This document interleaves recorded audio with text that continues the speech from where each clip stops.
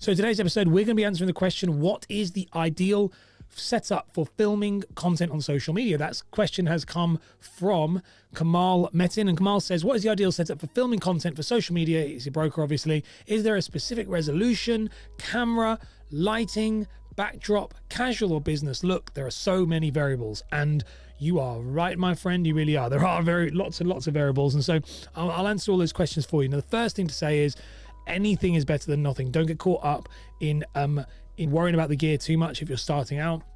I have clients of mine who do this where they will procrastinate, they don't work, they don't do anything because they're too busy worrying about the microphones and the camera, and when I get the camera I'll do it, and when I get this I'll do it.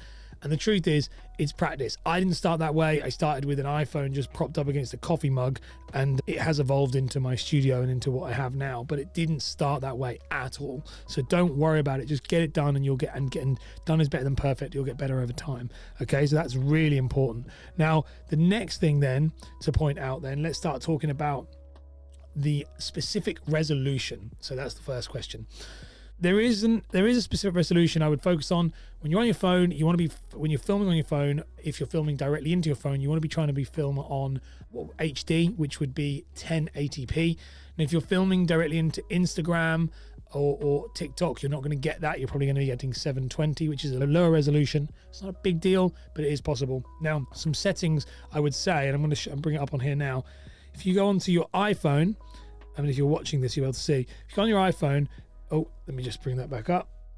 You go on your iPhone and you go into the camera settings, there are some things that go across the bottom. So you're able to see video. There's actually, you can change across the top. So it'll say HD on the top, and then it'll say 30. So you can change that HD. That's going to go to 4K. If I tap it again, it'll just go back to HD. HD is 1080p. 4K is overkill. You can also change it if you want to. There's a setting next to it, 30 frames per second or 60 frames. 60 frames creates a much more dynamic movement. It's like real, like you're there.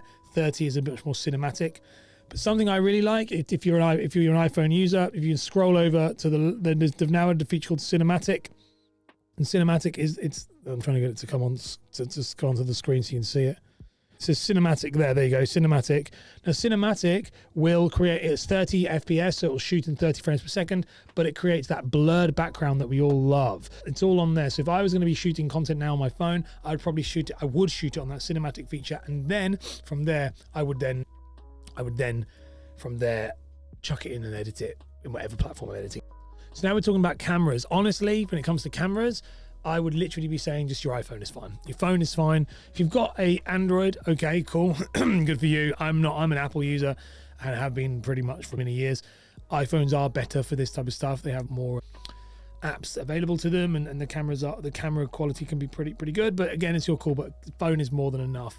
If you want to go down the desktop route of recording videos on your desktop like YouTube, then yeah, you do need some more cameras and things. But realistically, you don't need to be getting to that point. No one needs to be worrying about YouTube until they've been doing their reels, their vertical content for about 6 to 8 months consistently and improving quality.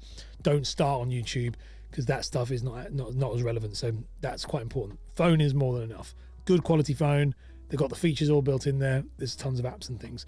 And then we talk about lighting. So let's have a look at lighting. So when it comes to lighting, you want to have you need some form of basic lighting that's on your face. Now, a great easy one to do with this as a broker, if you want low budget, no budget really, is a window.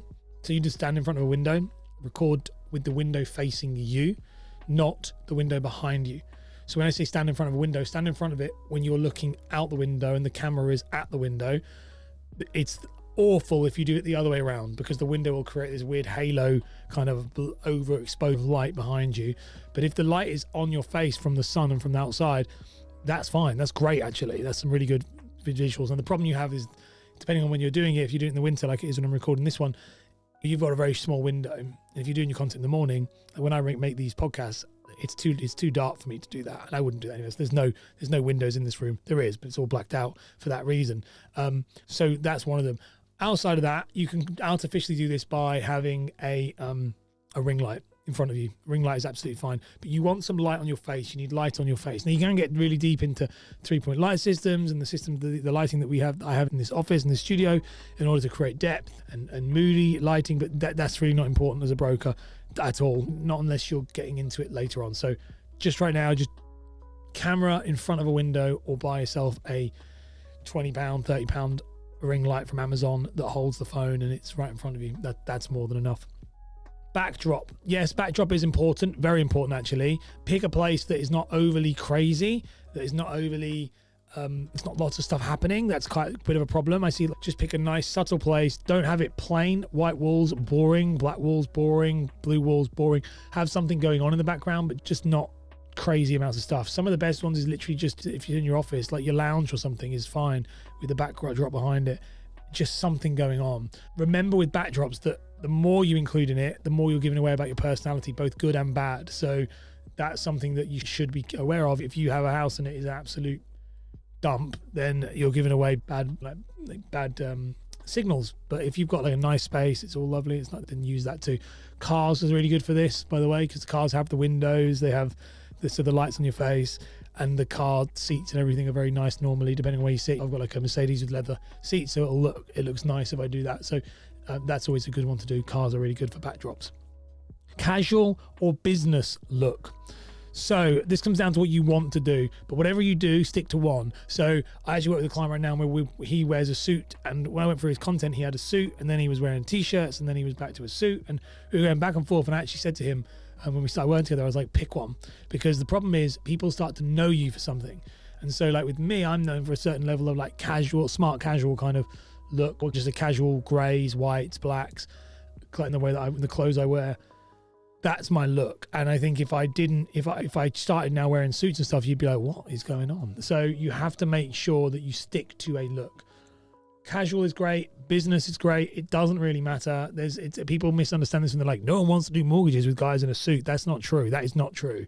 It's actually, people want to do mortgages with the person they build a lot of trust with. All you have to do is go and see Anthony McQuillan from Bolt Mortgages. He wears a 3-piece suit every single day, looks as sharp as a tack, and he's amazing. Like he's amazing. He crushes it. He's a wonderful guy.